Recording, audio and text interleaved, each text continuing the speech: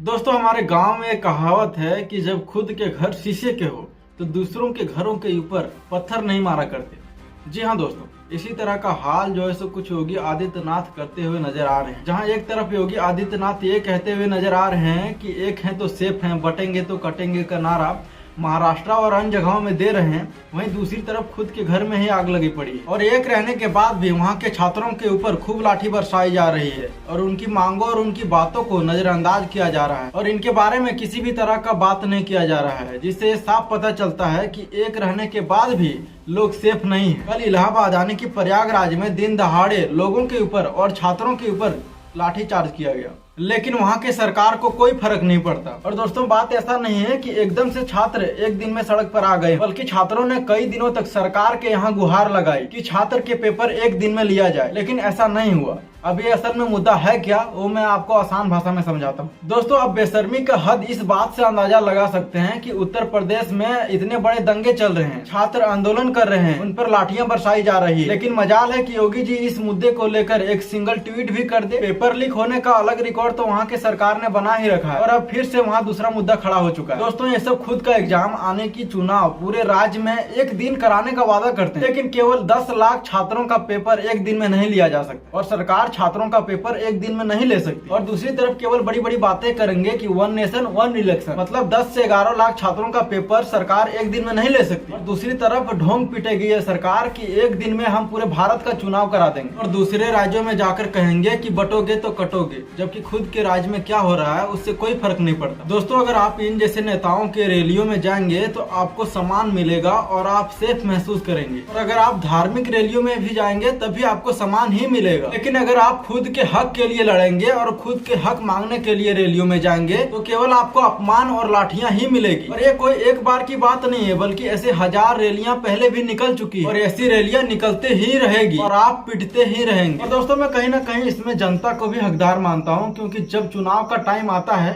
तो जितने भी सारे नेता लोग होते हैं वो जो है सो हिंदू मुस्लिम शुरू कर देते हैं और जनता इतनी ज्यादा बेवकूफ है कि जो सबसे ज्यादा और सबसे अच्छा तरीका से हिंदू मुस्लिम कर पाता है लोग उन्हें वोट दे देते हैं। तो दोस्तों, जब आप खुद ही हिंदू मुस्लिम और धर्म जाति के नाम पर और उससे सोचकर वोट किए हैं तो बाद में आप विकास और रोजगार की बात और अपने हक की बात क्यों करते हैं। दोस्तों, अभी आप वर्तमान समय में ही देख सकते हैं कि जितने भी सारे नेता हैं वो हिंदू मुस्लिम तो कर रहे हैं और बटोगे तो कटोगे ये सब चीजों को प्रमोट कर रहे हैं, और अगर आप ये सब चीजों को सोचकर वोट देते हैं तो बाद में तो आपको पिटना ही है। इसीलिए अभी ये सोचकर वोट ना दें कि बटेंगे तो कटेंगे, बल्कि ये सोचकर वोट दें कि अगर आप अपने हक की लड़ाई के लिए एक साथ जुटे तो बाद में कूटे नहीं। कौन ऐसा नेता है जो हमें बाद में नहीं कूटेगा और हमारी भावनाओं को समझेगा। और दोस्तों, अगर मैं आपको सच्चाई बताऊं तो इन जैसे हालातों से लड़ने का, इन जैसे हालातों को सुधारने का सिर्फ और सिर्फ एक ही तरीका है और वो है वोट। इसीलिए सही इंसान और सही नेता को वोट दें जो हमारे विचारों को समझे।